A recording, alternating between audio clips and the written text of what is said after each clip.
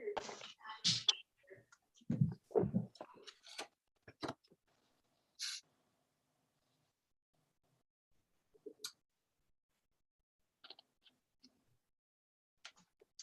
morning and welcome to the design review meeting, the March 10th design review meeting. My name is Amy Paretsky, Chair of the Design Review Committee. This open meeting of the Design Review Committee is being conducted remotely consistent with Governor Baker's executive order of June 16th, 2021, an act relative to extending certain COVID-19 measures adopted during the state of emergency. All members of the Design Review Committee are allowed and encouraged to participate remotely. The order allows the Design Review Committee to meet entirely remotely so long as reasonable public access is afforded so that the public can follow along with the deliberations of the meeting. The public is encouraged to follow along using the posted agenda unless the chair notes otherwise. Members of the public who wish to view the live stream of this meeting may do so by going to the Northborough Remote Meetings on YouTube via the link listed on the agenda. Ensuring public access does not ensure public participation unless such participation is required. This meeting will not feature public comment. I will now confirm member access to this meeting. Let's see. Lisa Maselli? Here. Dave Varon? Here. Dario Tamar? You're muted. Sorry. Finally here, and I apologize. That's okay. And staff, when I call your name, Lori Connors? Here. Bob Federico? Good morning. Okay. The meeting business ground rules. The chair will invite each speaker or applicant on the agenda by name to make a presentation and speak to their application. Participants will provide their full name and hold until their name is called. Each speaker will be asked to mute their phone or computer when not speaking and to speak clearly in a way that helps to generate accurate meeting minutes. Those responding will be asked to wait until the floor is yielded to them by the chair. Speakers who wish to respond to the comments of others do so through the chair, taking care to identify themselves. Each vote is taken by the board or committee will be by roll call vote. It is now 8:46, and the first thing I wanted to get to today is we have a new town planner, Lori Connors. So I was hoping she could introduce herself, and then each of us could introduce ourselves a little too, so she can get to know us. Thanks. We'll start with Lori. Hey, everybody. It's a pleasure to meet you. I'm Lori Connors, and I'm very excited to be working with the town of Northborough. So this is my first week, my fourth day. So I'm just getting to know the design guidelines, the regulations, and all of you. So I look forward to working with you. Thanks. Lisa, would you like to introduce yourself next? Okay, since I'm the next lady up, huh? It's just how they came up on the screen. Hello, hi, Laura. It's a pleasure meeting you. I'd like to welcome you to Northborough, and we're certainly going to be looking forward to your guiding hand. I am the resident representative, so I come in with all the creativity of a resident.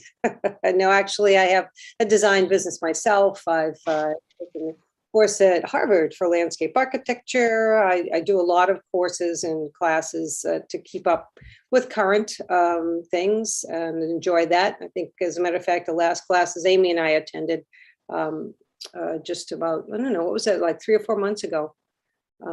And I think it's important because, as you know, I mean, the more you get out and see what's happening, the better it is for everybody concerned. And so we will get to know each other. And again, I'm very happy to have you here. Thank you. Thanks. Dave? Welcome to Northborough. I'm David Varon. I live in Northborough. I'm on the board. I'm a landscape designer, landscape architect. My background is obviously years in landscape. I have a degree from Ithaca College and Cornell University in landscape architecture, horticulture, floriculture, and business management. So I'm actually in my field, which is very odd these days. But I love what I do and do what I love.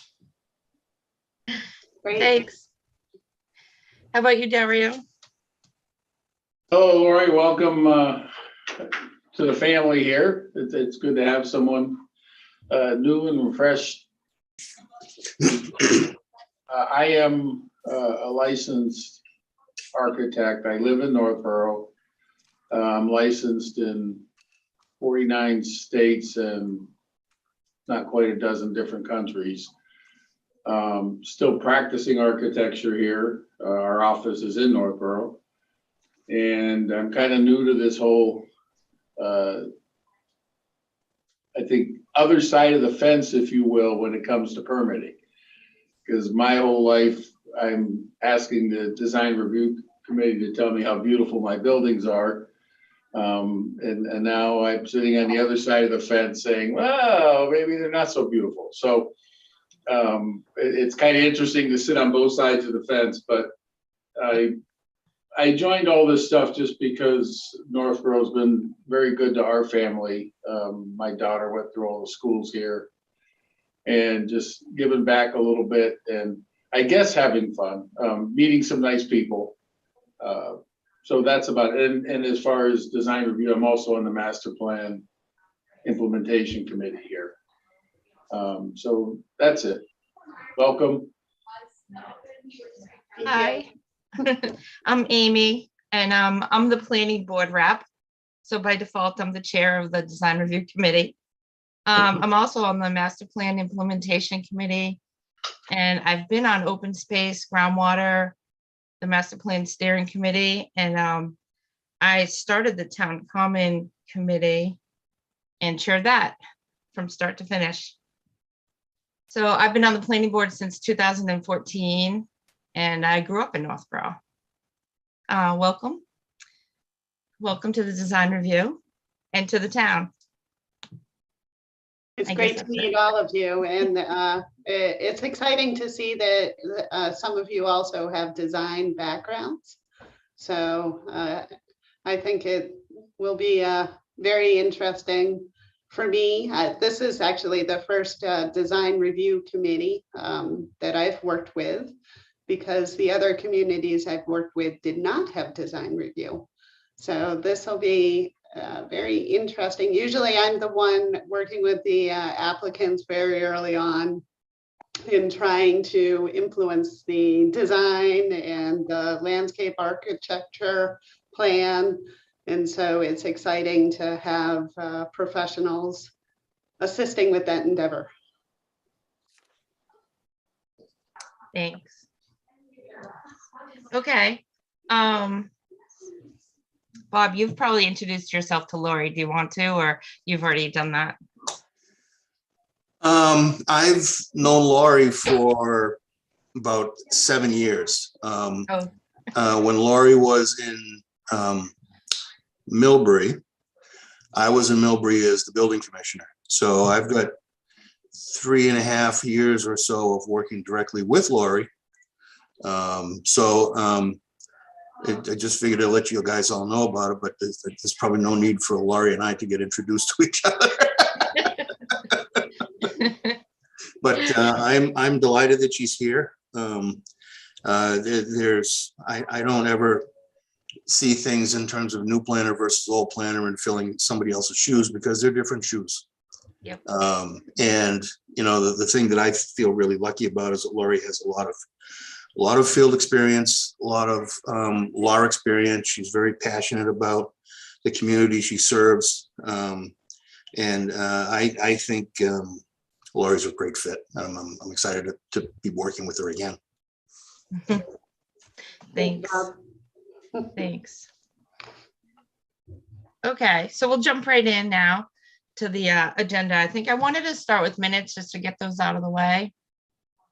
I'll share my screen. I just had a couple of quick changes. I don't know if anybody else did.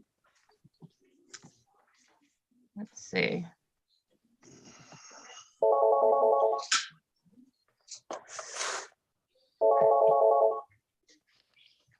Just want to scroll up.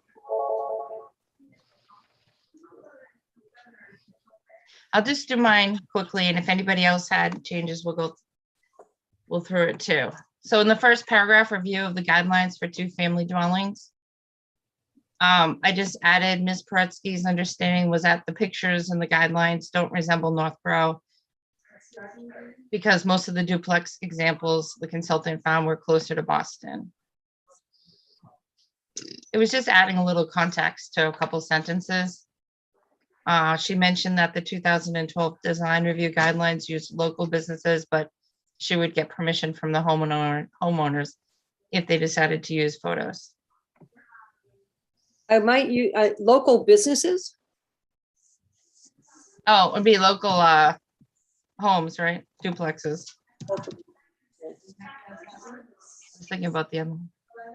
Oh, no, the other ones did use local businesses. It was the original. Is that right? I was talking about the 2012 design review guidelines. And all the pictures they did use were from Northborough, some of them. Okay. All right. And in the next paragraph, we talked about the duplex on 399. And there was a sentence, Ms. Paretsky would look into that, but I don't know if I said that or not. I thought Bob was going to look into it. But I didn't put him in there either. I just took myself out. One of us will maybe look into that.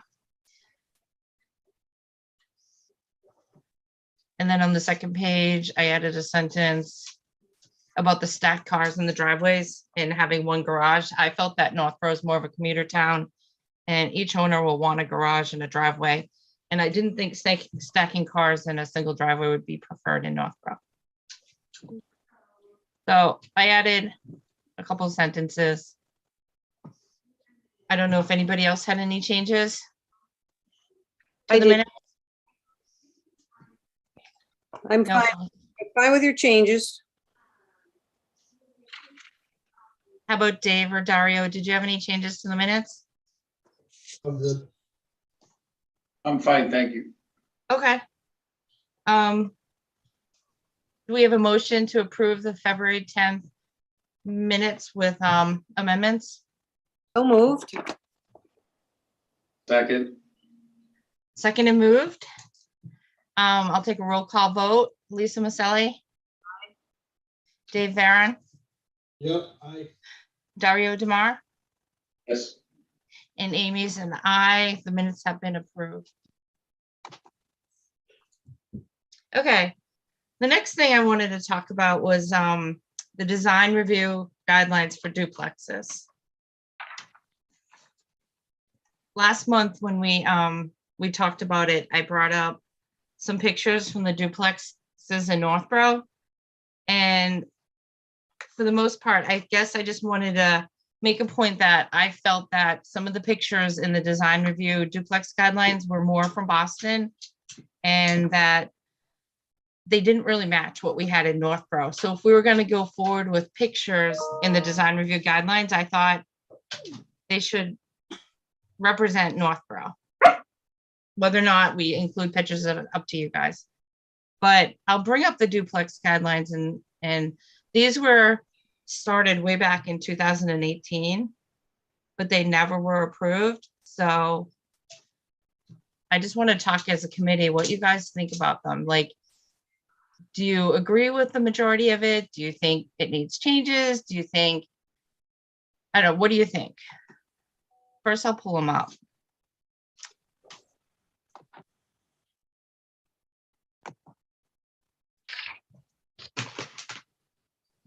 Okay, I'm going to start at the beginning. These are the ones that where I made the changes. Did everybody have a chance to look through them? Did anybody have any concerns? Like, I guess I could go through what my concerns were mainly. Is I did feel we could go through it section by section, but I felt there were some additional criteria in there that wouldn't fit Northborough, like how I had mentioned the stacking of cars in driveways. what I see in Northborough is most people commute, most people want a garage. So if there's going to be two homes on one lot, each home would probably want a driveway and a garage. And I know I have 5 cars in my driveway, and if you had to stack cars with another family, it would never work. Just getting in and out of the driveway. So I guess it's hard because we're on Zoom. I don't know how we want to go through these. If you want me to go through it page by page. I think it's probably better just page by page, so then we're all just think. I think that's fine. Okay, Even if it takes longer, I think you're better page by page, even if it's a couple of meetings to do it, you're probably better. Yeah. doing it. okay. That sounds good to me. I have it up right now. This is the first page. And one of the changes I felt on the first page, in the first paragraph, it said that the 2-family guidelines are to assist design review with its review of the special permit applications. I also thought the design review guidelines are actually a guide to an applicant when they submit a special permit application. I mean, maybe it's for both, for us and for them. Well, I would But I think think, both of us.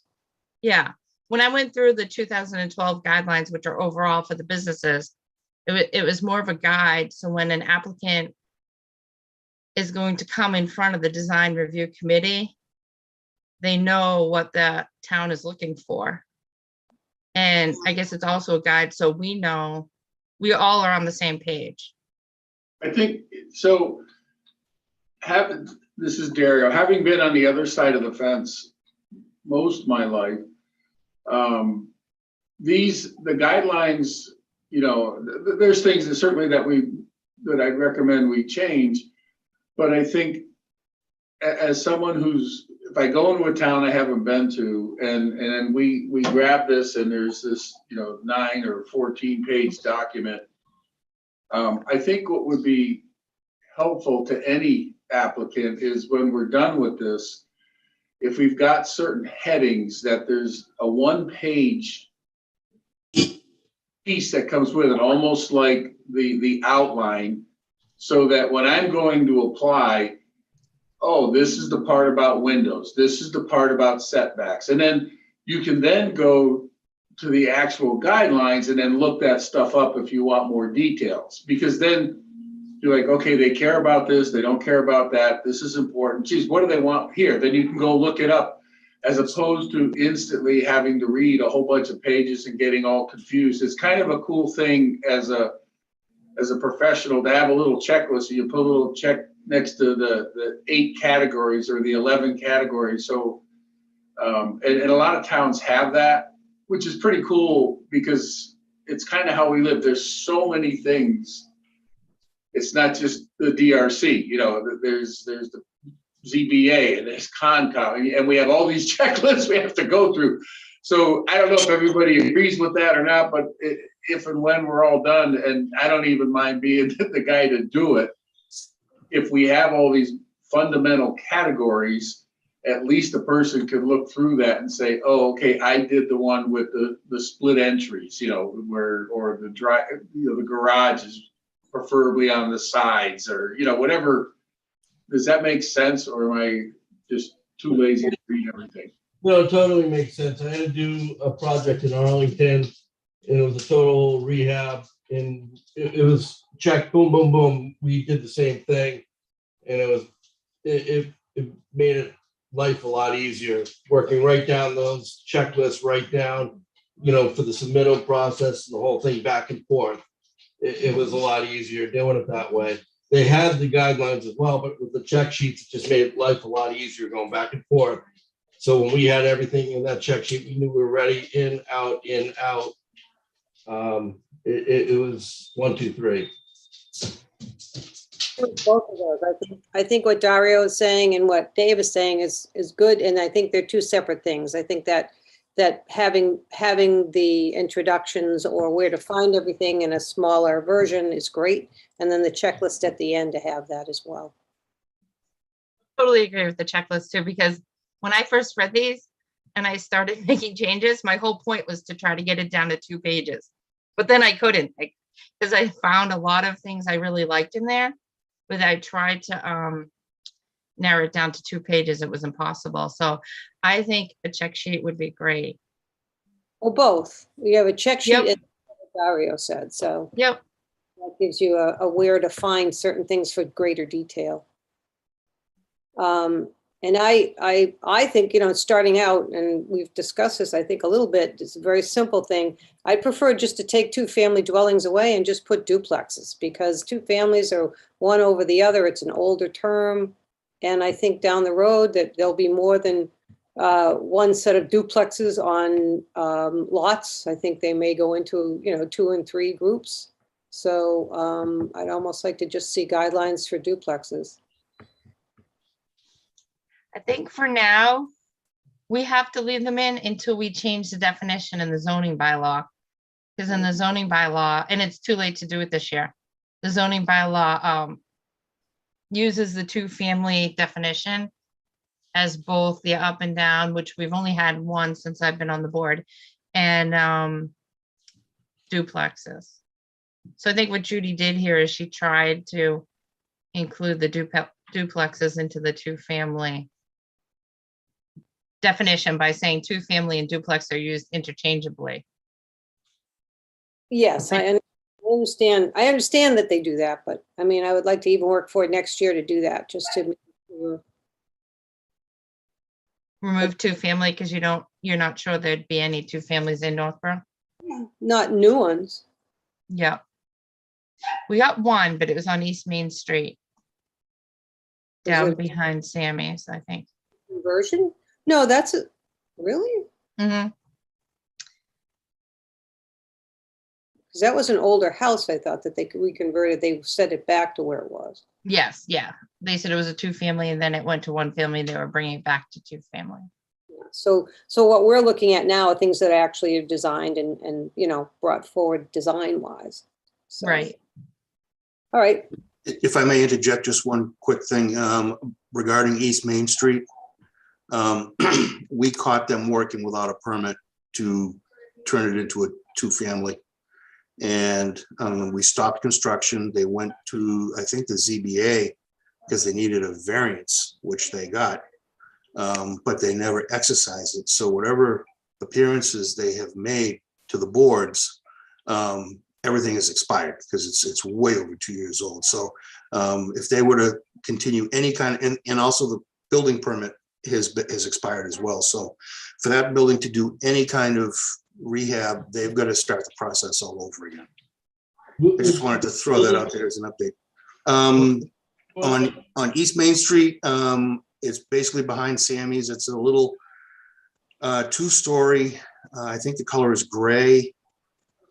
Going towards the ball field?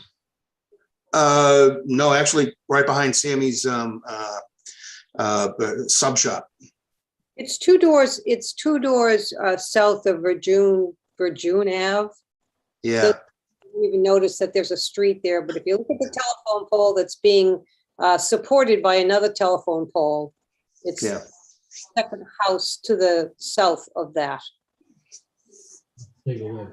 Looks like a- Yeah. From the outside, it's from the outside exterior, it's an older 2-story, almost looks like a farmhouse. There's somewhat of a platform deck on the very front of the building.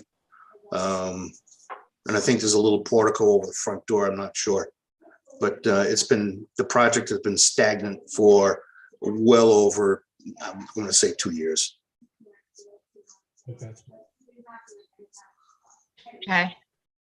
So that's an idea we can look into too. Do we take 2-family out? Or are these just duplex guidelines? Do you think any 2-family would come to Northborough where the bottom and the top are 2 separate dwelling areas?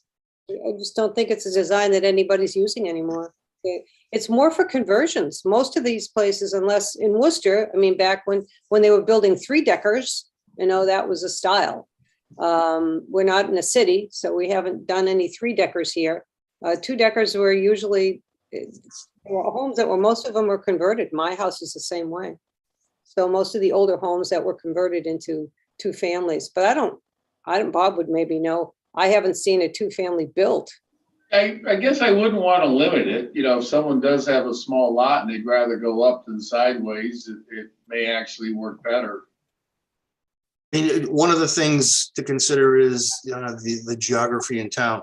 While we haven't had any, vertical, stacked two families, I would consider two families as a duplex interchangeably. One of the things to consider is, take, for example, if you've got a lot that is on a slope, okay, and you can enter this lot from two different areas, you could have a downstairs dwelling that is kind of built into the side of the hill. And you could have an upper that you access from further up the grade and coming in. Similar, and I hate to use this example, but 89 West Main Street at the corner of Monument. Okay, if you've got a hill like that, I could envision somebody coming in and saying, we'd like to do a duplex instead of side by side, they're one over each other, where one is accessed from the main level, the other one is accessed from an above level. So I would just say, keep your options open, because, you never know when the topography of the land is going to lend it to that. Agreed. Yep. Okay, I kind of agree because you'd want the guidelines to include both if they come in front of us. Hmm. They could say, well, I'm a two-family, I'm not a duplex, so I don't need to go to design review. Well, that's the thing. And even, even conversions, I know the conversions are probably treated a little bit differently than two-family, but I think at the end of the day, if they're going to be used as a two-family, how is it going to be converted? And what's it going to look like? I Yeah. kind of think that's why what was her name? Judy, Judy did the verbiage in here, is to assist is a guide. That's why I think she put the verbiage in like that, kind of giving it flexibility. When we had the meeting with her, that was kind of what she was saying, so it's a guide, it's to assist, because she recognized things can go in different directions based on what could come up. And I'm just regurgitating what she said when she met with us.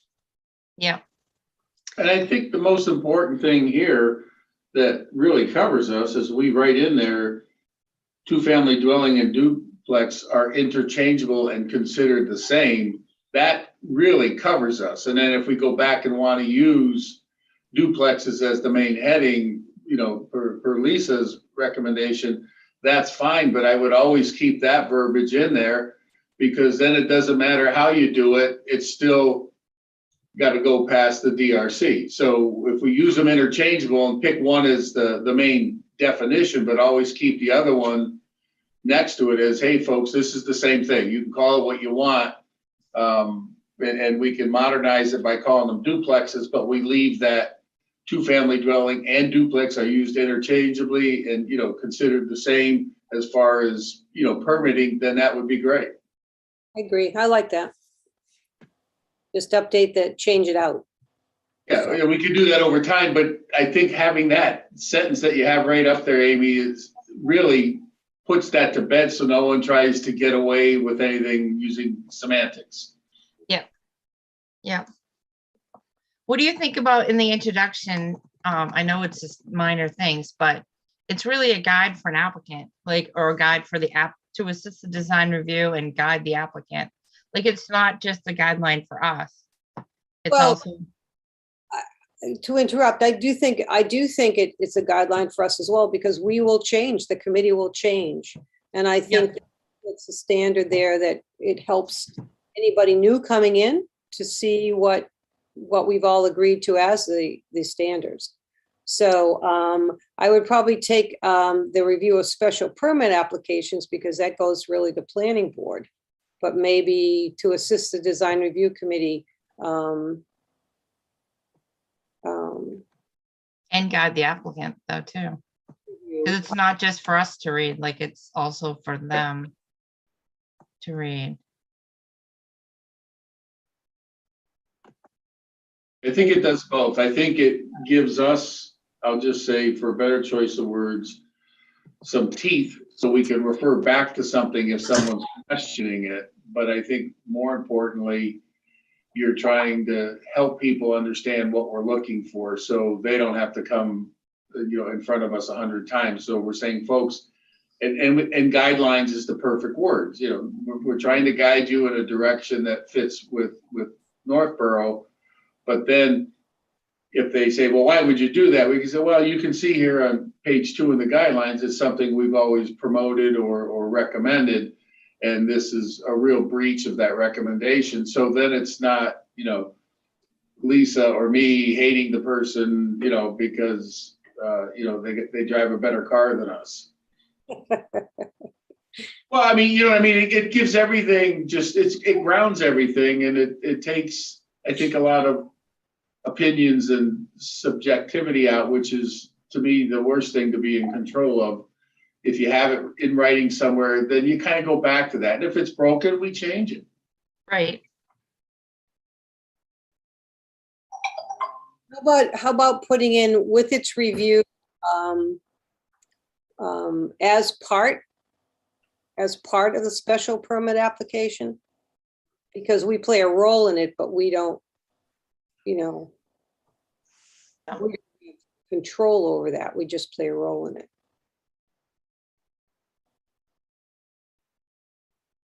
Is design review only for situations where a special permit is required?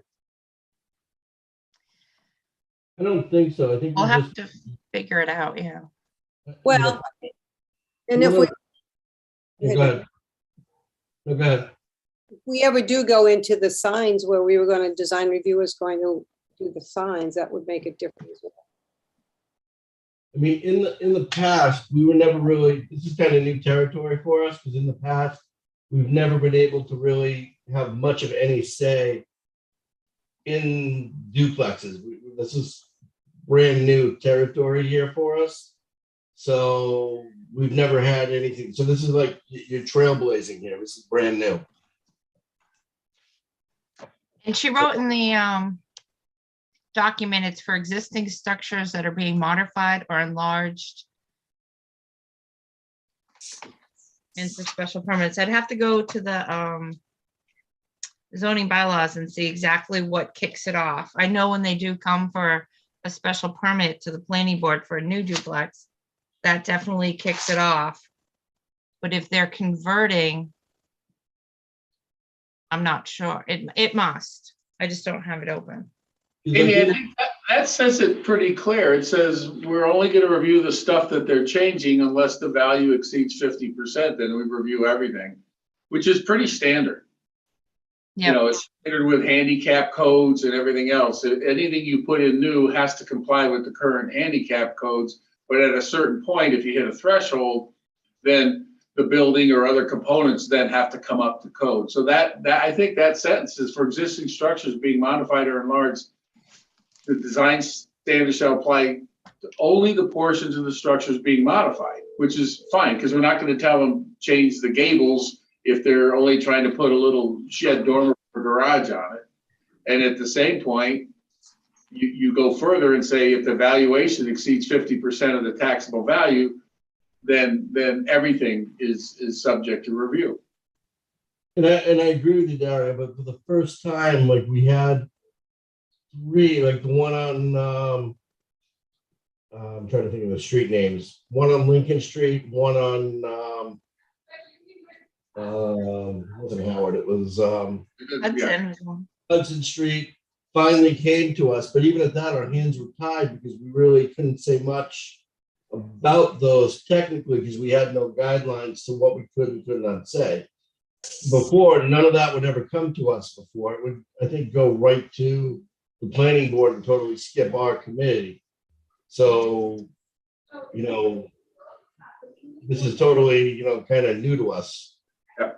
which is good, so it's brand new. It's like, okay, what are we gonna do? What are we gonna say? What can't we say? Because before our hands were really tied. Well, how long ago was that? Because we've seen quite a few duplexes come in and we have recommended things. Just recently, it's all new within the past, I'm gonna say 2-3 years. Before that, we saw none. It was just commercial. So this is all- 2018. Yeah, okay. In 2018, there was a bylaw update that duplexes had to go through design review. Okay. So before that date, we saw nothing. And then we had, in 2018, we had nothing to really go by. So that's what kicked this, what we're seeing right now, off. So we had nothing to this date on what we can and can't, I don't want to say judge them by, but what to go by. Yep, So that's why this is really important. right. Makes sense. Mhm. Okay, I'll go back to the first page. Because hopefully when we finish this, we'll be able to, this will be almost final at least, or at least final.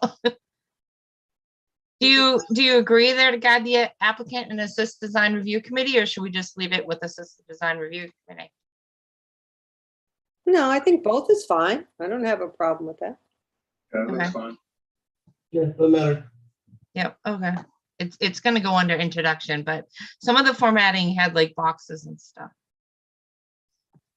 In the next paragraph, it says the Northborough zoning bylaw broadly defines, but I don't know if I'd leave the word broadly in there. I think it defines a 2-family dwelling. I don't want it to be like, I think I don't that's know. fine. I think less is more in many regards.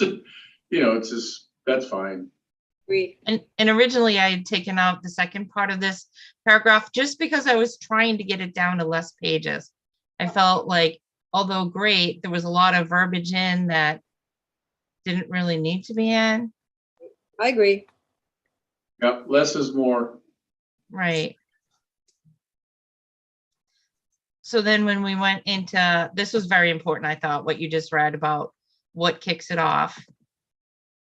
And then in the second page, I was also taking out just extra verbiage because, like I said, I was trying to get it smaller. And I highlighted this sentence because I thought this was really important. When I look at other towns, some of them don't have, most of them, I think we're the only ones doing duplex guidelines, but they always have a sentence that the massing scale and height of the duplex should complement and reinforce. This was already in there, That's important. but I was thinking this is a very important sentence. Like originally I was thinking maybe we get rid of the guidelines and just say this sentence. But then I read through the rest of them and thought there are a lot of really important things that she mentioned that could help us guide the applicant. So, but I do think this is important when we look at the duplexes, like the massing scale, height, and just complementing the character of the neighborhood. Exactly, because there's neighborhoods with tiny little houses and if it's a duplex, it should look like the tiny little houses. And then there's neighborhoods with McMansions, and if that's it, it should look like the McMansion so it fits in. You don't want it to be overwhelming or underwhelming in either case. And then Judy added in nothing is to discriminate against anybody. Can I jump in here just for 1 second, Amy? Sure. If I could. In that paragraph where you have visitability with a red underline, Yeah.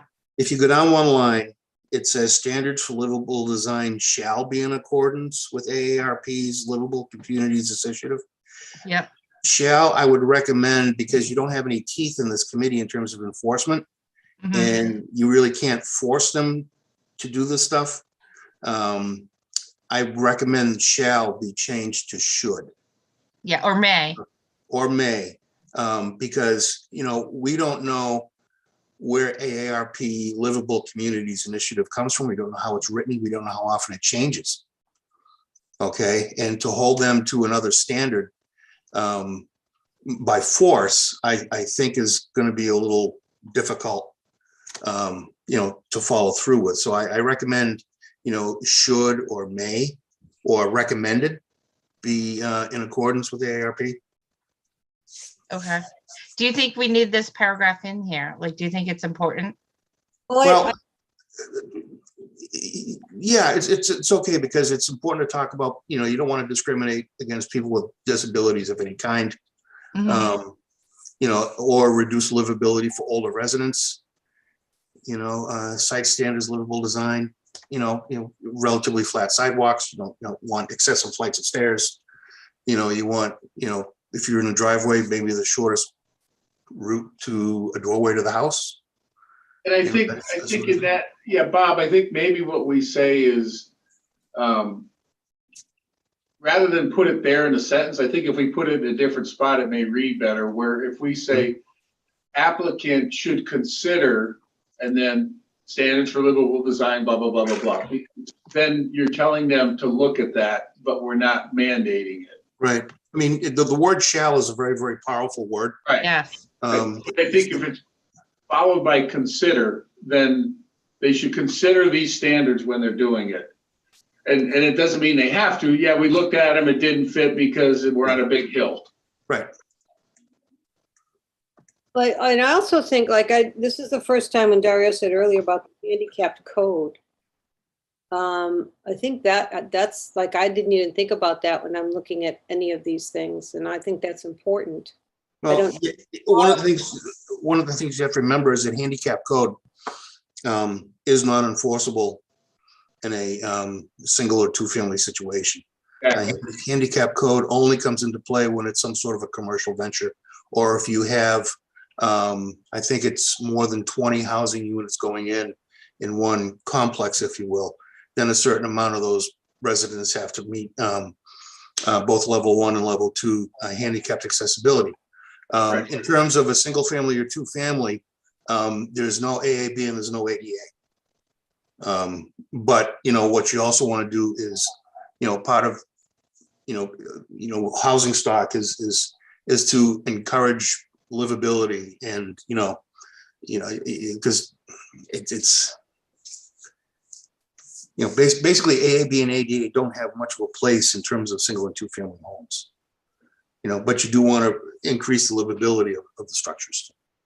Right, and that's a big deal, because if a young couple wants to build something and they want to go up, 2 flights of stairs to get to a treehouse looking house, that's their prerogative. They won't be able to sell it to an old person, but it is a single. That's why the codes, to Bob's point, don't touch single and two family homes, because it's really a personal thing. And if you don't, later on, you'll see people putting ramps in because eventually they get older and might have wished they would, but I think this is fine. Okay. And What is it?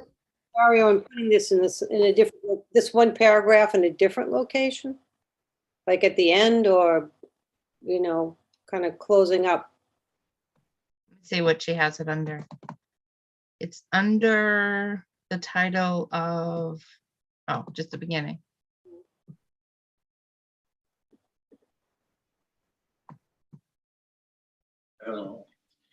I don't know. We could, To me, it's like nothing is, it just kind of brings that, wow, that wasn't even something I was thinking about, that it's intended to create these conditions of discrimination. So it's almost, when I'm doing graphics and books and everything else, we put that in an area where you've gone through the whole thing, and that it's in the summary. It's not in the introduction. So that's just a personal thing that I think it's good, but I think I'd move it.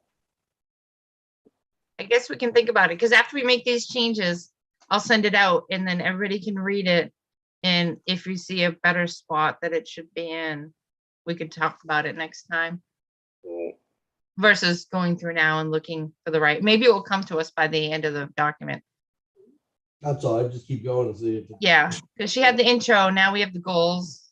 And when I was trying to pare it down, I pared it down to 4 goals versus 6, because I didn't think the goal of the 2 family guidelines, I don't think the goal of the design review committee is to integrate them into the neighborhoods. Like, this is an applicant coming to us saying this is what they want to do. I agree. I don't know. And So I- then I just kept encourage harmony between two family and single family. Using building elements. I mean, respect Northborough's variety of housing styles. I don't think you need that in as a goal. I think I was trying to take out the extra verbiage. I think that's good. I really believe less is more because it's easier for everybody to use. Yeah. Okay, so I took out a couple. I actually took out the whole section about catalysts for these guidelines. Because if you are an applicant coming, do you really care why we have these guidelines? Or I just went right into dimensional. Like the catalyst is because of neighbors, and it was a whole thing in 2018. But do we need it there? I'd take it out. I'm with Dario, less is more. Like the other design review guidelines don't have what the catalyst was for them. I They think just that's have- good. They just have them. And then we went into the dimensional, which is probably good. So they know. They'll probably know when they're going through this special permit process what the regulations are, but I guess it doesn't hurt. Is You there may any- want to consider adding a asterisk, talking about, in a groundwater situation. Okay, These lot area requirements may change. okay. So maybe under where this other asterisk is. Yeah, Do a double asterisk Okay. Let me find the asterisk here. under 8. Then an 8, okay. So lot sizes may change due to groundwater regulations. lot size requirements.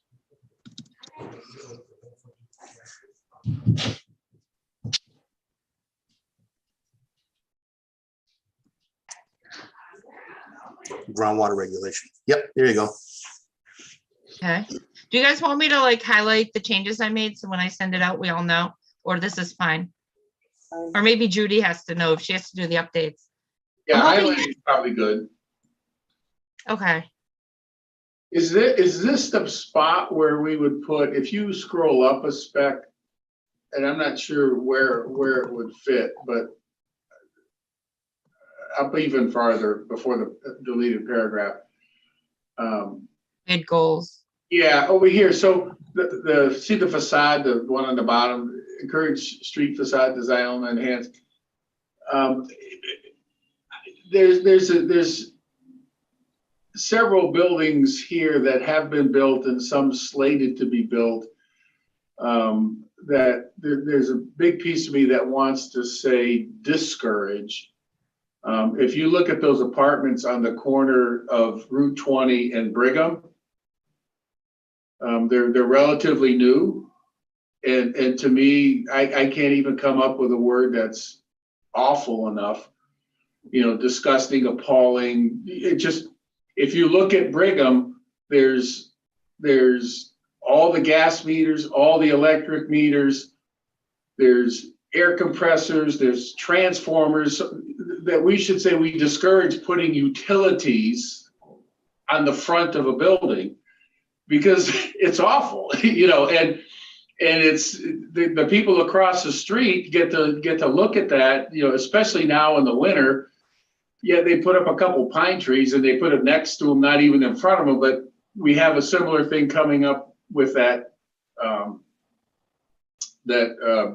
warehouse on Hudson. It's kind of cute that you draw the elevation, but they conveniently leave off. I'm going to guess there's 30 things on the front of the building that we all get to enjoy as we drive by, which I think is awful. It doesn't say you must, but we should discourage any utility support system, compressors, mechanical equipment from being, visible from the main street or the front yard, whatever the right word is. Is this where that would go, or do people think I'm out of my mind? No, I think you got a great idea, and that also adds in another thing, which why don't we actually add that into not just this part, but the other part of what we do with everybody else, and hey, locate it as part of the site plan review, and let's see where it's going, because you're right, they leave it off, they don't tell us, and then here it is, it's a surprise. You know, And architects don't draw them on the elevation if they're cheating, you know, because, but when it's the first thing you see, when, you know, when those poor people across from that apartment complex, like, I'm sure it wasn't on the architectural drawings, but the architect knew really for certain that they had to be there, but yet now we're looking at it and it's awful, you know, and it's new, and shame on us. So I think it's a double edge. I think here and in everything else we do, that should be called out. well, and I agree that it should be in two places. I think once we write down what the goals are, then we do that, make that part of that checklist. Because the one you speak of on Brigham Street, that's the back of the building because of the way the three buildings are dropped into the lot. So it shouldn't, and it should have shielding or fencing or whatever so that you don't see it. But that when you have lots that have two sides that's, you know, face the street as that one does, that at that building, at that lot, I personally feel if you had done the buildings less than 3 buildings and made it proper, that shouldn't have even happened. But because we end up sticking a building facing the street as was supposed to by the bylaws, and then we stick something perpendicularly to add a little bit more space of rent, and it's happened in a few places around town, that this little one that gets stuck that doesn't face the street then loses the look that we're looking for. I mean, in one case, the warehouse that now has the three or four big truck doors is now facing southwest cutoff as you're driving by. Lisa, I think the big deal here is you can call it the back of the building. They can call it whatever they want. It's a front yard.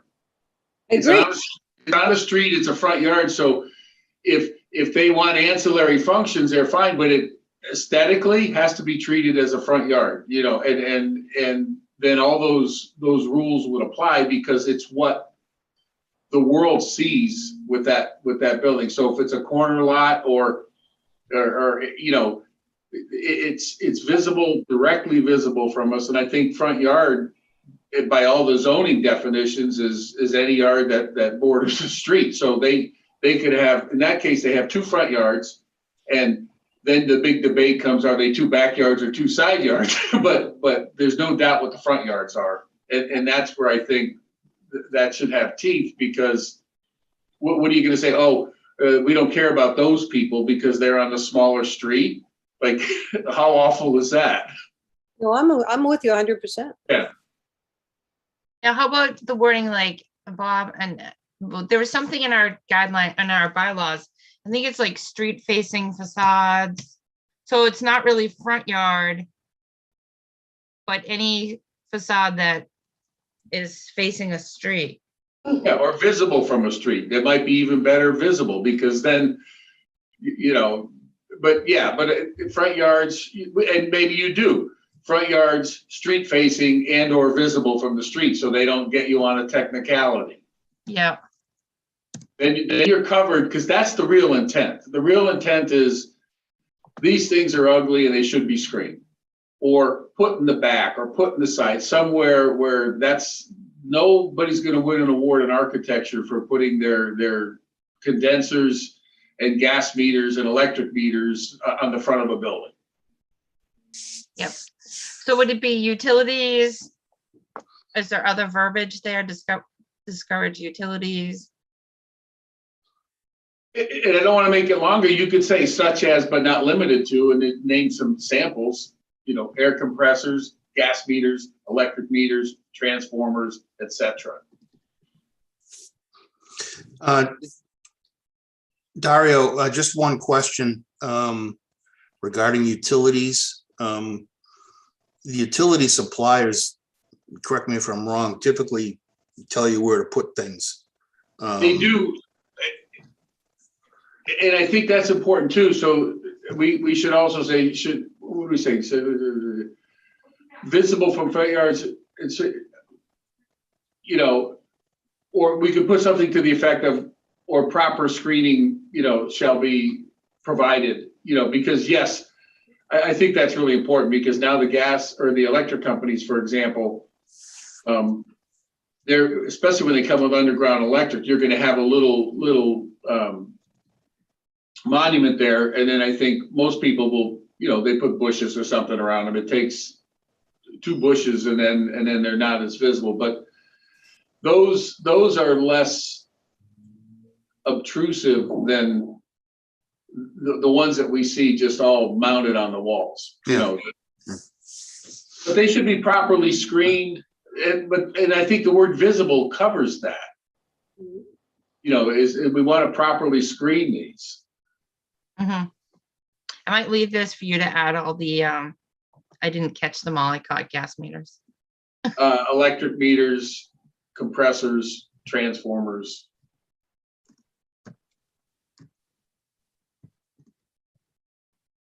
You know, that it could be 100 things, but I think they get the point. Yeah. Okay. We'll put it here and maybe it needs to go. These are the goals. Maybe it needs to be moved down, but we'll start with it up here. Right, and again, I think you can put them in 2 places with the goals and then that the checklist of a quick overview. So I took out the catalyst, left in the regulations. Talks about building height.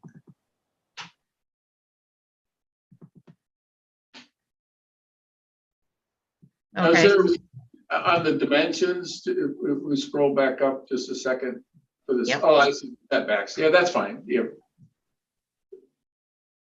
Quite often people will just put the height on that. On the right, you could put a bracket, maximum building height, and then it's just, and then put 35 feet, 2.5 stories if you want. Just put it on the table. I agree, Yeah. yeah. I don't know why Judy did it. Maybe it didn't fit with the margins. Oh, I don't know. that's fine. It's just simpler for someone looking at it because they Right. just go way past it. If it fits there, if not, no big deal. We got it covered. I'll put a little note, but I won't try to do it now. Yeah, right. That will take us the rest of the time. Oh, no, that's fine, but I'm just laughing at my skills for adding the table. I'm really delighted you spent so much time with it. So hats off to you. So the next section was basic site planning guidelines. The number one thing I added to the top was duplexes should fit the character of the neighborhood. Because it's up above in the intro, but I think as basic site planning guidelines, it's the number one thing is these duplexes need to fit the character of the neighborhood. Massing and height. So I just took the sentence and added it down here. One concern that I have about the height is 1-story duplexes are often preferred by folks who are 55 and older. And so if you have a neighborhood of 2-family structures and this particular property owner is interested in building a single-family duplex that is a single story, would that be a problem? I'm just because if they're 55 and over, having a 2-story duplex might not work for them. So I'm a little bit concerned about that. I think that's a height limit, Lori. It's not we're saying you can't go higher than that. Okay. So, but also if, that's an interesting question because if you're in a neighborhood, if we're talking about being contextual or character, and every single house is 2.5 stories tall, do you want to stop someone from putting in a single family or a single story house. It's an interesting question because they would be putting it in for ease of use. And that gets into a really tough can of worms where, gee, we're all 2.5 stories and then we have this low one. Yet it makes all the sense in the world to allow someone to build what they want. It'd be interesting. I don't know how it's like right hand and left hand fighting at that point. It's a very interesting point. And then know, on does that the have to- reverse, I'm a little concerned too, that say you have a circumstance where, you have all single-story ranches, but the topography of a particular parcel is such that you can't fit a large enough single-story duplex. Maybe there's a ledge situation or there are wetlands. And so in order to make the duplex a reasonable size, it has to be a 2-story duplex. So Right. I'm just a little concerned about that. I understand that these are guidelines, but I think it's also important to take into account the unique attributes of each lot as well as the needs of the folks who are building the duplex. And I think that makes sense. And maybe here there's a general statement that these are the guidelines, and depending on sites and unique situations, of course, we'll consider alternatives, because that, going back to what Bob said about 89 West Main, if you do have a steep site, entering it from the top and the bottom make all the sense in the world. So there could be just a general statement that says, of course, in unique situations, things can be, I don't know what the right words are, but depending on unique circumstances, situations, topography, whatever, would be willing to consider, anything depending on that. I mean, that I would have hoped would have gone without saying, but absolutely should be said, because you don't want someone not to buy the land because our guidelines are so restrictive, when it would really make sense to have that duplex or house put in. Well, the other side of that coin, though, is it's supposed to blend with the neighborhood. So if this sticks out, how does that blend with the neighborhood? I don't know that it would stick out. They're just saying if there's a hill, then it may look 2 stories on one side and one on the other. And that's the nature doing that, not the architect. I don't know. That's the point. There's a little bit of, do you want to limit elderly people that want a 1-story duplex from going in a neighborhood with 2-story houses? It seems a little harsh on the elderly, but at the same time, I understand we're trying to maintain the context. I think we need to reserve the right for special circumstances, like Lori said, whether it's topography or wetlands or something else. Just if it really does make sense and we apply kind of fairness and common sense to it, I think that should be fine. You could tell in a heartbeat if it's just, some developer trying to do the wrong thing as opposed to someone else trying to do the right thing. I mean, Where would I add that? Like, I guess we can think about where, were you talking, Lori, about these heights, or were you talking about this sentence here that fitting the character of the neighborhood? Yeah, well, I'm just concerned about being too restrictive in the guidelines. So Yep. that particularly concerned me, that language. So I think some flexibility written into that sentence would be helpful. I have a Okay. concern with Lori going a little further. I'll play devil's advocate. You're in a neighborhood of, say, Victorian homes, and all of a sudden someone wants to put in a modern ranch, and you have this verbiage here. Is someone gonna be the police and say, hey, you can't do that? That's going above and beyond. I think Or- also they may be interested in doing a single-story ranch, but there are certainly design elements that they could add to the facade to make it blend with a Victorian neighborhood. Right, exactly. But but if they don't want to, who's the police? How far are we going to go, or are we not going to go? That's how that's what I'm saying in this verbiage here. How far are we going? Yeah, you don't want to take away the teeth, I guess. Yeah. You gotta have teeth in it, and I would hope that all of us would apply fairness to what we do, to allow it to happen. Exactly, but I just Yeah, you're right. No, I get it. The whole point of the design guidelines, and then, you could just play tough guy and say, go find a different neighborhood that's more in character with what you want to build. I mean, but you kind of know it before you play the game, you know what the rules are. So, I think that's important too. Yeah. Okay, so should I take this sentence out? Is that what No, would make it better?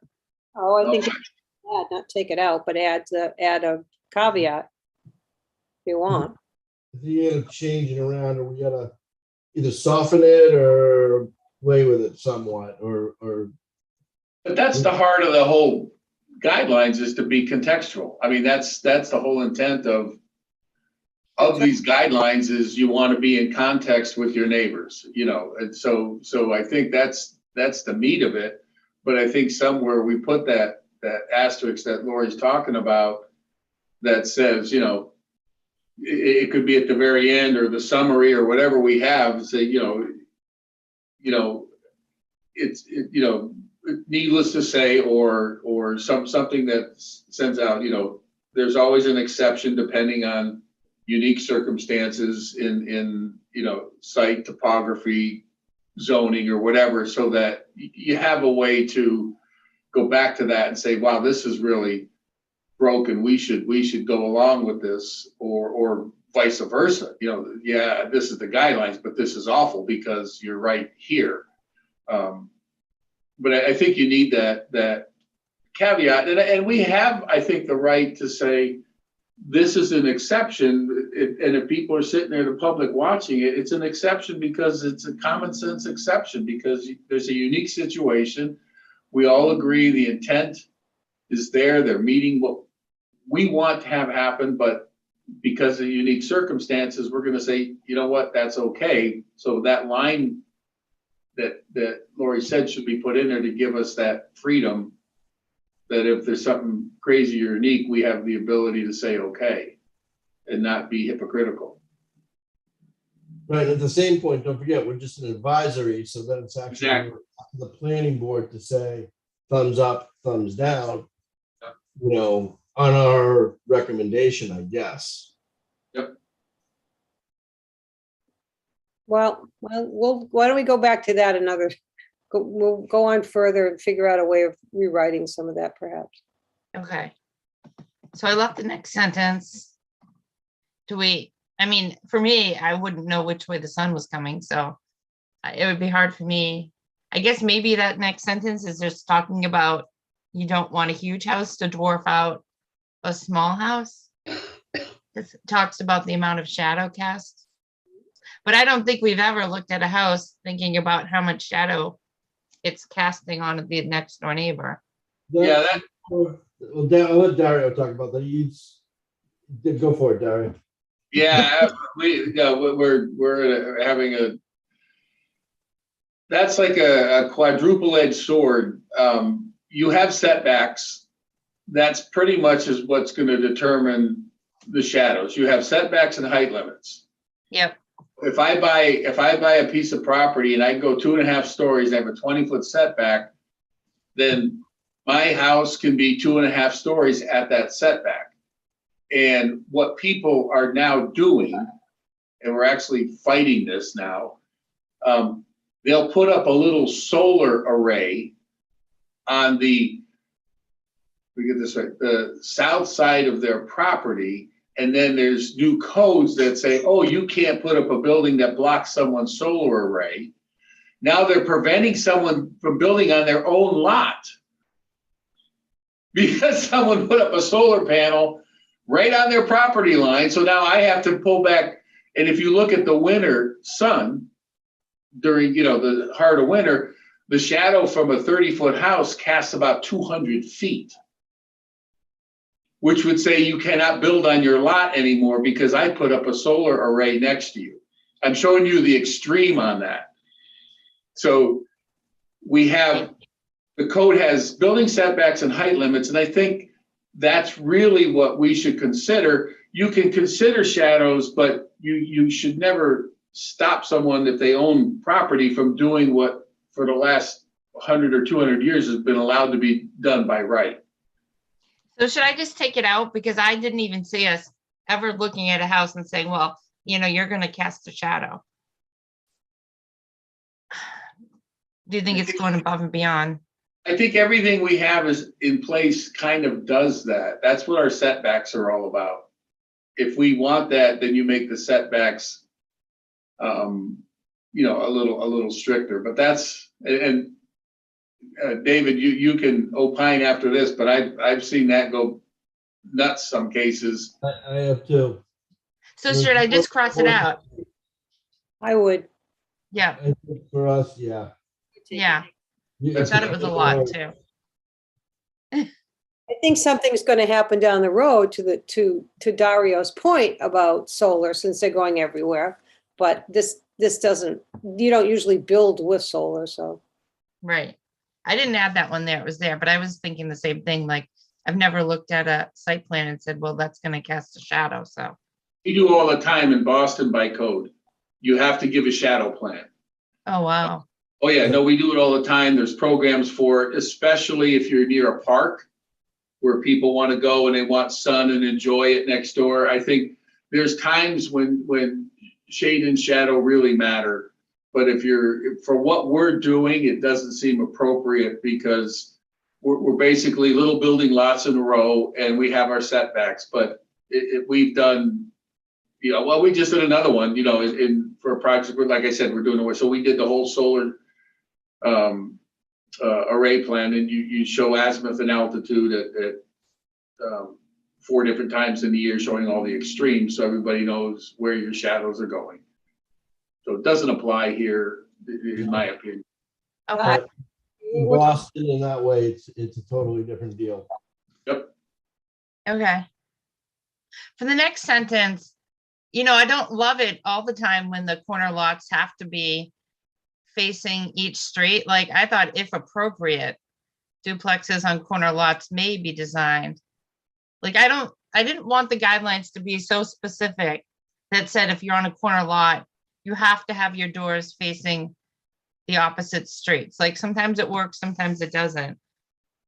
I mean, that was what my idea was there. Or the original said duplexes on corner lots shall be designed to face each street. Yeah, that's weird, the verbiage. Again, that was the point I was making earlier on a corner lot. As far as I'm concerned, you can pick either side to be your front door, but both sides should be considered as a front yard. And I don't know how we write that, because, one of them, you don't have to make both of them front doors. Yeah. You can enter from one, both, or the other, depending on the situation, but they should all be treated aesthetically as a front yard. To Dario's point, in this current zoning bylaws, if you're on a corner lot, technically what you have is 2 front yards and 2 side yards. Okay, the 2 front yards obviously are at the street. The 2 side yards are the other lines that make up the rest of the property. That's how it's currently listed in the bylaws, and that's how we've been treating it for all that time. So, to Dario's point, having driveways or facades on 2 street frontages on a corner lot, I would keep yourselves flexible on that. Wondering if I should just cross out this whole sentence too. Like, do we want to tell the applicant that they have to put a door on each side? Like, I it guess- seems like they come with the best possible. That's not necessarily true. I think we should keep it. I mean, there's a great example of how wonderful it looks is on East Main Street and Main Street, right next to Sammy's. Somebody did that, where they have the two duplexes. They're almost back to back, so they faces the street to Main, one faces the street to East Main.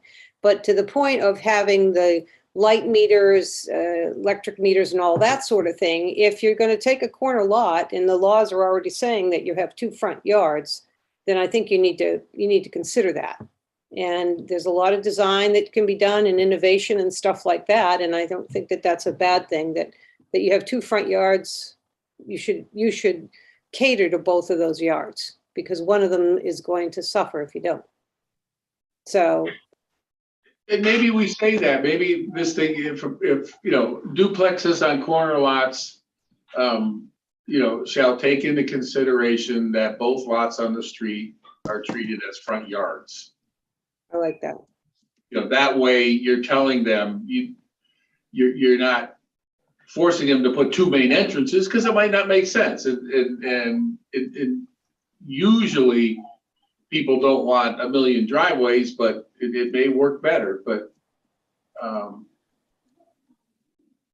What was it again? Duplexes on corner lots shall take into consideration. at both street front, what is it? Both. I forget. Street frontages will be considered front yards. I'm trying to think. That's probably bad grammar. I'll highlight it and we could tweak it. And that way, when we talk about front yard stuff, that would all apply then. Yep. I just think the original said that if it was a duplex, the doors shall be on each side. And I thought may was better because I don't think we can, there may be a lot where it wouldn't work to be on each side. Right. I might not even have to write if appropriate. I might just have to, it was shall, and I changed it to may. Yeah, shall seems really wrong. Yeah. It was there, so I'll And take at that that out. point, then why write anything? Because then if you can go either way, I think the only thing that's important is that they're treated as front yards because we shouldn't be telling them where to put the front door on a corner lot. Yeah, I mean, Right. we're not the architects. Let them come to us and we Yes. design and then we recommend, hey, that may not look the best. You should maybe do this and maybe do that. Right. It's not Dario's job to design or be the architect for them. And I'm not their landscape architect. We just have to go back and recommend, hey, change this, change that. They should come to us with what they think. Yeah, And so their job is to look at the lot and design what fits best for that lot. Yep.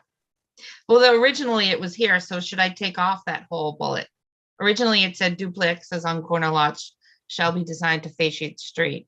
Should I just cross it out like you're saying and let them come to us? I think so. What do you think, Dario? I think dump it. Yeah, I think that's fine. Yep. That could all come out because the real intent is the next line is just to understand that you're visible from both streets. Yeah. I'm just going to put it back to the way it was originally. And we'll just take out the whole thing. All right.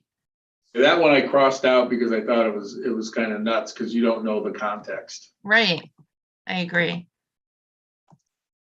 Question, do you folks require those who are submitting duplex special permits to have an architecturally designed plan that is unique to that specific parcel?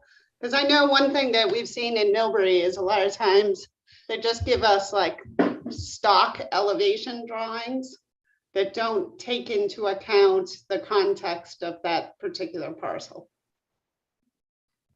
I think they're supposed to take into context the parcel. I think that's where we run into a lot of problems is when we get something that doesn't. Yeah, for this, we would, now with the new, at least in my take, what we're trying to do here is ever since, as Amy brought up, 2018, for this type of project, we would want a whole site design package, which would be a full-blown blueprint package with everything laid out on there. the parcel, the building, landscape design, everything right on it, you know, A, B, C, D, our whole package together, I's dotted, T's crossed, everything on it. So it should be done with an engineer, architect, right across the board. At least that would, my thinking is how it should be presented, just like a commercial property would be. And Lori, I think if they have a standard floor plan and it meets all our stuff, that's perfect. They just drop it in and put everything else around it. But if it meets all of our requirements and it's a nice looking building, you know, who are we to say not to build it? But it's not, here's a stock plan, here's the site. They'll be married together. That they have to be, to David's point, in context on the site. Okay, so that is required as part of the special permit application, that it has to be a unique elevation plan versus a stock elevation plan? I think so. For Yeah. plan, right, Amy? We get the site plan, so it's actually. I don't know how often the planning board looks at elevations, but we get the site plan with the house on the site where it is, where the driveways are, landscaping, if that's what you're talking about. And the design review always looked at the elevations and the outside design of the house, the Okay. duplex. I don't know if that helps. Yeah, they should do a couple site, you know, section elevations. You know, in my opinion, they should do it. And it's easy enough now. Everything's relatively on CAD. So, you know, And I think, I'm sorry, but well, Lori, a little bit of this is, I'll say almost, again, we're getting into, I think, semantics. When you say unique, if they have a stock house plan, a duplex, that's not going to be unique in itself. Maybe they put one up in Framingham. They can give us that exact floor plan, but what they have to do is put it on that site, and then we see if everything works. So I think unique is kind of weird because it means it's a one of a kind, but I think what it has to be is the house has to be put on that site, whether the house has been built somewhere else or not. I think is none of our business. I would prefer not to have 100 of them, but if they have to put it on that site, it has to be, I'll say, custom. You know, to Dave's point, here's where the drive is, here's where the landscape is, and then if it fits on that site and it meets our requirements, it's not for us to say, yeah, well, we saw 3 of them in Framingham, because that goes, I think, beyond our purview or control. If it works and meets all our guidelines, it doesn't matter if it's a stock house or not, but it does have to be tailor fit to that site. And we also include that I've read that we look at the abutting properties and compare it to the abutting properties as well. One of the, it's on there so that you see it in the neighborhood. That's the point. It has to meet all our guidelines, whether it's a stock plan or not. It has to meet all our guidelines. I guess where I'm going with that is because there may be parcels, like I said, that have limitations to them that may affect the ultimate build out of the project. So, you know, if you end up having ledge or, so you may have a design that shows X, but they may have a challenge actually doing it as depicted on the elevation drawing because of topography or the like. Well, and that's the case, Lori, where if it doesn't fit on the site, it doesn't work. You have to put that house on the exact site that you're permitting. So if the house has a high entrance on the left and the site's flat, it doesn't work on that site, because we're going to say, gee, how do you get into the entrance on the left? So they would have to then tailor that house to the site. It has to be what's going to be built, not close to what's going to be built. Whatever they submit has to be the exact thing that's going to be built. So if it's a stock plan and it doesn't fit on the site, they can't use the stock plan. They have to modify the stock plan to fit the site. it's, to your point, unique to the site without a doubt. But if it's a dead flat site and a stock plan that they have, then it works perfectly for everybody. It meets all our guidelines. But they can't put a stock plan on a unique site if it doesn't fit. If it doesn't work, then we'll say it doesn't fit. You have to put something that actually works on this site, whether it's ledge or wetlands or whatever. There'll be one coming in front of the planning board soon that just went through design review. And it was a duplex. And they brought forward to the design review, the site plan, Okay. and it had the footprint. Yep, it has to be tailored to that site. All And right. that's what David was saying too. You can't give us a floor plan and a site that don't match. Okay, thank you. Hopefully that helps. Mhm. So, and the next one was the one I keep talking about. It said it had to have street stacked parking in the designated driveway. I thought that was a little restrictive.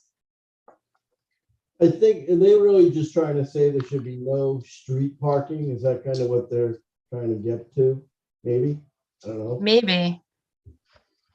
I guess what they were trying to say, like, I guess with this one, there are some buildings where they'll pave the whole front yard and then park everybody on the front yard. So they're trying to give a guideline that, and I it's, think, yeah. that That's you don't really- turn the front yard into a parking lot. That's really important. No parking shall be permitted between the front of the building and the street. That's really important because of exactly what you see on the right. And I know I think it's Maple. Yeah. There's even one on Brigham where there's like 5 cars, like a parking lot in front. I think it's a duplex, as a matter of fact. And they have stripes on it. And Right. it's basically a parking lot where you back up onto Brigham Street. It's 4 or 5 cars wide, and that's not what we want. And I think when they say except for stacked parking in the driveway, I think what they're talking about is anybody that has a house with a driveway. The driveway's going back to a garage or just a carport or nothing, but you can't say you can't have 3 cars parked in a row on your own driveway. But what we're saying is you can't widen the driveway in front of the house to put a whole bunch of other cars because it's very unsightly. So I think that's written actually pretty well because the intent is not to have the picture on the right, is to have people parking in front of the house and have a big parking lot in front of the house. Okay, so you think it's worded, okay. Do you see, does that make sense? Because a normal driveway, you could pull up behind your own cars, but to widen it at the road, There's no go. yeah, it's awful aesthetically and functionally and everything else. I think that's, it's okay to pull behind the car, your own garage door and have another car behind it. But, so I think that's right. You don't want any cars between the building and the road with the exception of what's on your driveway. Okay, Yeah, I agree with that.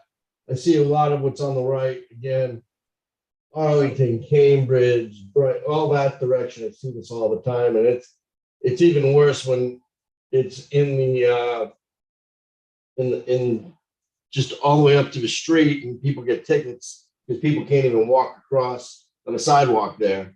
And you see actually where this one car is on the right, they actually have 2 cars right there and another 2 in that grass area, the fenced in area. So that'd be 4 cars parking right there. Mm, It's real bad. Just as a point of some clarification, and I understand what you're saying, and not that it matters, but I do agree that you don't want to have cars stacked up in the front yard. However, I don't have in the zoning bylaws for any type of enforcement for number 1, a paved driveway in a residential situation. Number 2, I've got no restrictions if they want to park between the front of the building and the street. And the other thing is, if they want to widen the driveway at the curb site, they have to go through DPW for a driveway permit. And I don't know what their qualifications are, or their requirements are. And the other thing is, if you are building one of these duplexes on the groundwater and they do want to pave, after they're in and after everything is settled and 2 years down the line, they want to expand and pave the front yard, basically. If they're in a groundwater, that needs to go to groundwater and be approved, because they could be tripping water recharge requirements. So just letting you know, at the design phase that you're talking about, it's fine, but I don't have any teeth in the zoning bylaws to stop it. Well, I don't know that you need that, because we're doing recommendations. So Right. that you just do it. You can't say, well, there's no teeth for it, and it's not a single family house anyway. Well, basically residential uses is what it's talking about for paved surfaces. Good change. I think, Bob, the curb cut deals with a lot of that. Mhm. Like, I'm trying to think of the one on Brigham. I know there's one on Maple where they've now driven over the curb so much that it's all dirt. And there's probably 6 or 8 cars there. Yeah. And could someone say, don't do that? I don't know, but it's our job to try to prevent it from happening. Yeah, I understand. And actually, I've investigated both of those addresses you were talking about. And I literally didn't have anything that I could make them do. Right, no, I get it. I'm not, but at least we can say, don't do it from the get-go, or maybe we Right. put some plants there or something. I don't know. Our goal is to make it as nice as we can. If people, get around it on technicalities, we can't stop that, or we do change our bylaws. That's really up to us. I promise you, there's towns that, we're doing a job in Mashpee. You get to pick one of 2 mailboxes. You get to pick 5 colors. You have an exact width of your driveway, and that's it. So we can do whatever we want, but I think here at least we try to prevent what's on the right. Oh, yeah. Yep. I know where you're working in Mashpee. Huh? I know where you're working in Mashpee. Working in there. All So right, should I leave it worded this way, or should it say parking of vehicles between the front building line and the street, except stacked? Should the shall be in there, or should we go back to it's not recommended, or just leave the shall for now, because we'll start that way, and if it These changes are- in the future, there's nothing we can do. Yeah, these are our guidelines, so I'd leave it. Okay, And then you're gonna take out the paren that's in front of stacked, unless you're gonna put a paren after parking, okay, In the quotes. quotes. like that. Yep. Okay, so go on to the next page. Yep. Oh, this is the one where it said no more than 1 driveway per 2-family dwelling shall be permitted. I took off that whole thing but maybe we want it back, because our bylaws say you need 150 feet of frontage anyways. So it says no more than 1 driveway per 2-family shall be permitted on each street unless the lot has 150 feet of frontage.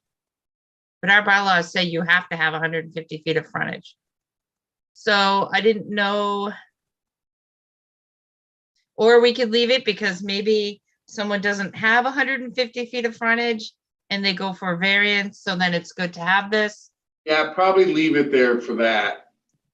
Yeah, And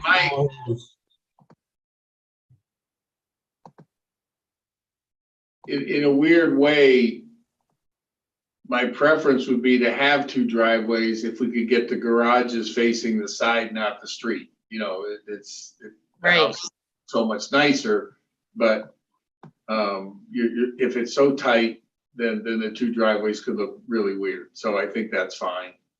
I don't know other people's opinion on that one. I agree with you, Dario. We're getting along too well, David. This is not working. We have to fight about something. We're supposed to get along.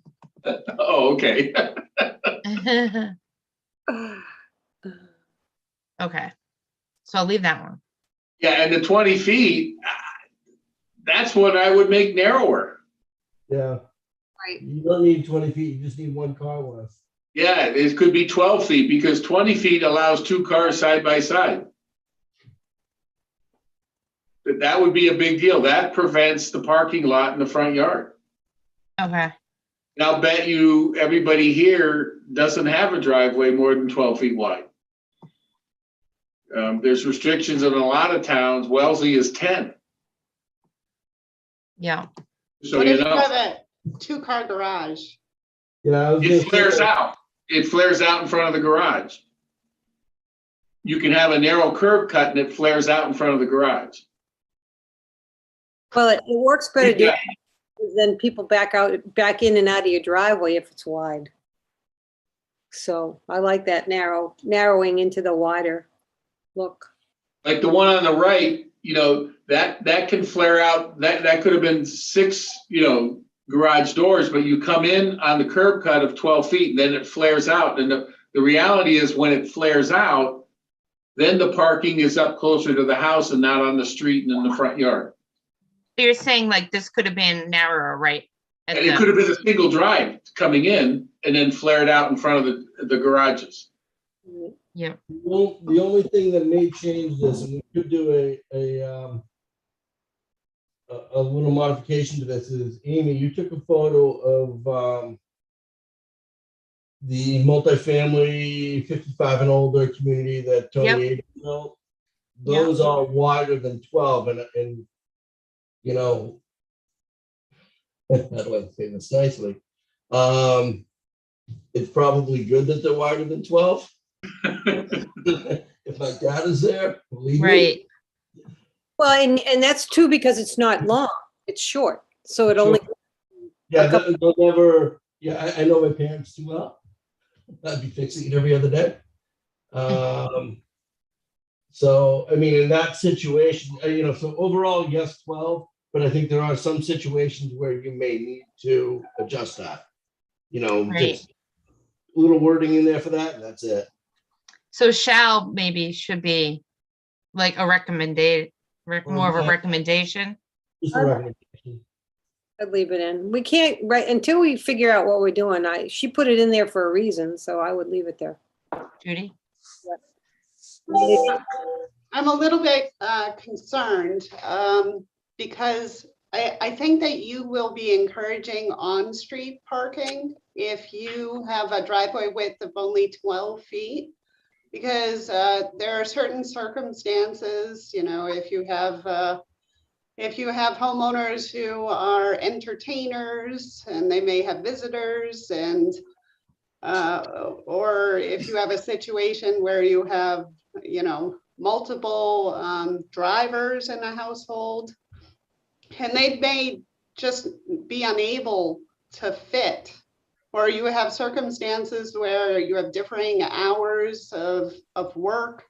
So you'd be either encouraging people to be driving over their lawn, or you'd be encouraging them to park along the roadway. I think what's happening there, Lori, is you put enough space once you get into your property. You know, I think, you know, our neighborhood right now on Brigham, we have 3-car, I don't have a 3-car garage, but most of the people have 3, some people have 4.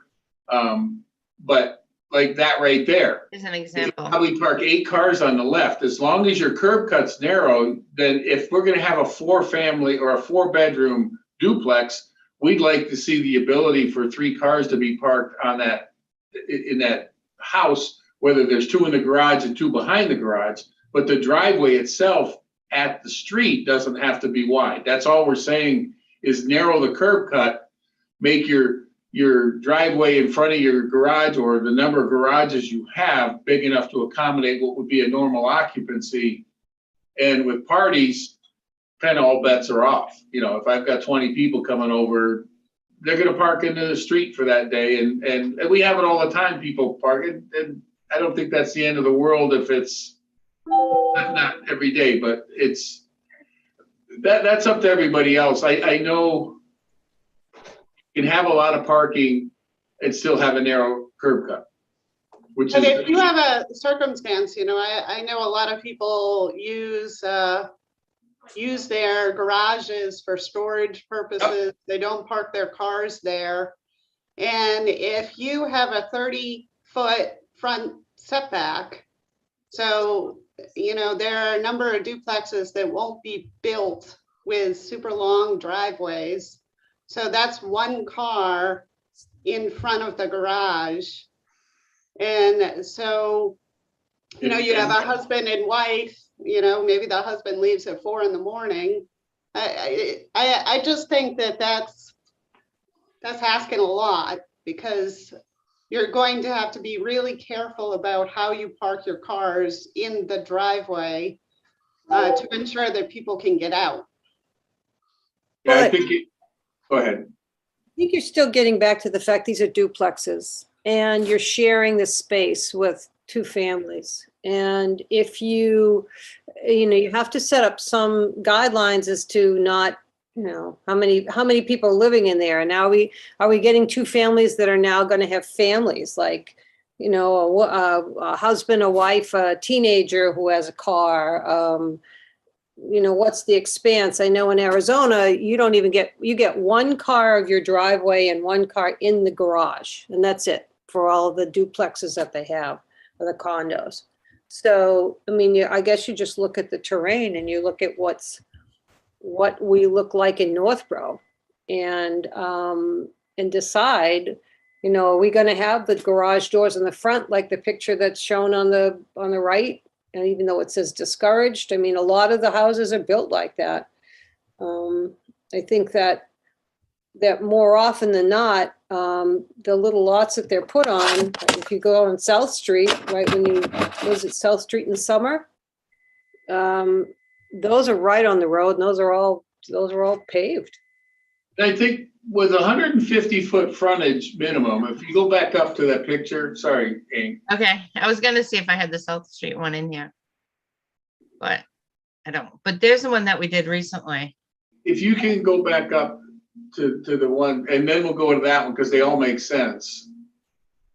The one that we had, there you go. So the one with the yellow garage door, it looks like it's a 2-car garage, but let's say, to your point, Lori, it's full of stuff, and I see that all the time.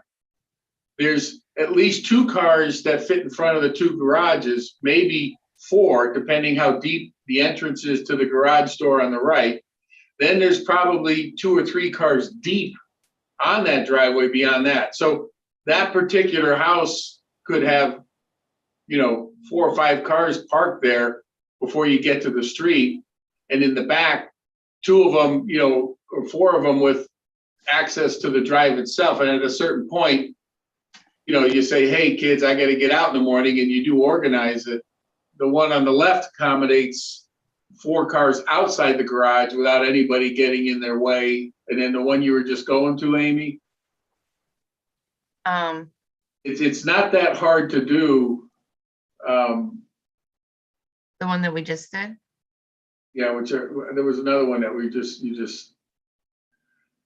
that one there, it widens out in the back where there's, again, 2 cars in the garage, 2 cars behind the garage doors, and then 2 more. That could hold 6 cars easily and not even get close to the road with parking. And there's always 2 that can get out at any time, which I think is normal. To have 3 that can get out at any time is usually not normal in a house. They're Meaning, supposed to have a driveway on the other side. right, but even on the left, you can get 4 cars outside the garage. And like I said, two with unhindered access. So, I don't know, if they were narrow lots and there was no way out, then you just do parking lots in the front, make them 30 feet wide, everybody parks side by side. But I don't think we need to do that in Northborough. I really don't. I'm just concerned because you have a 30-foot front setback. So there is the potential that you will have duplexes that are 30 feet off the road.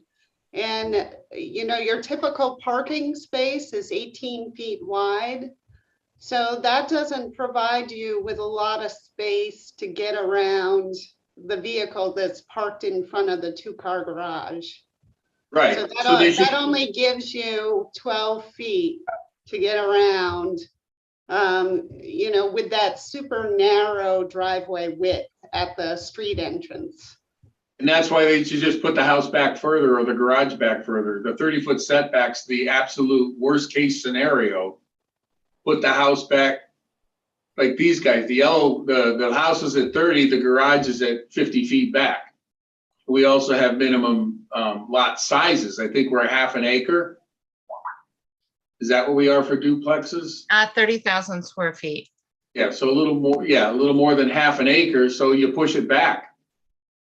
But I mean, there are certain reasons for having the home closer to the roadway as far as like habitat protection, you know, folks who want a larger backyard versus front yard. And that's Agreed. what the zoning bylaws says, is that your front setback, your minimum setback is 30 feet. So I'm just concerned that how you're gonna handle it if you're saying that your driveway can only be 12 feet wide and you have a two-car garage 30 feet back from the roadway. I'm just Okay. concerned that you're, you know, setting folks up for an impossibility. What if we just leave large expanses of impervious surfaces are strongly discouraged and then leave it at that? And when they come in front of us, we can look at it at a lot by lot basis? Or is that too broad? I think that's too broad. I have to interject, folks. I've got one point to make, and then I'm actually been called away to another emergency Zoom meeting. According to the zoning bylaws, there's no restriction on a residential home in terms of how many cars are allowed to, that they're allowed to have. Okay, there are restrictions on how many garage door bays or garage spaces, but not how many cars you can have. So that being said, I've been called away to an emergency Zoom meeting with town council. So I've got to step out. All right. Yep, And I'll see you folks later. Thank you very much. thanks. Okay, I think we beat this one to death. So whatever you Yep. guys want to do, I will say that most of the towns that we do work in have restrictions on the curb cuts. 12 feet or 10, actually. But that's whatever you guys want to do at this point. I'm okay. All right, well, why don't we just go past that one and go into the next? All Right. right, how late do you guys want to keep going? Like, do you want to cut it off at 10:30? I With actually, Bob? well, I got a lot of activity starting to hit up here Yep. already here. I got, I don't know if you can hear it, but I got people coming and going already pretty heavy right now. Do you guys want to cut it off here and then we'll start here next time? I'm Yeah. good with it. Fine with me. Okay, right. I think that's fine. Yeah.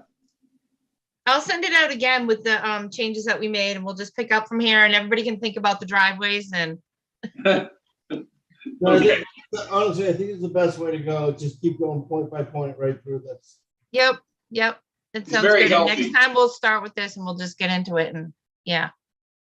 Great job, Amy. All right. No, great job to everybody and nice to meet you, Lori. It's a pleasure meeting all of you. Thank you. We're happy to have. Marco, you can park at my place, Lori. Thank you. Welcome anytime. Okay, do we have an motion to adjourn? I have to take a roll call vote. Motion to adjourn. I second. Okay, Lisa Maselli Yeah, yes. and Dave Aaron, Here. Dario, Yes.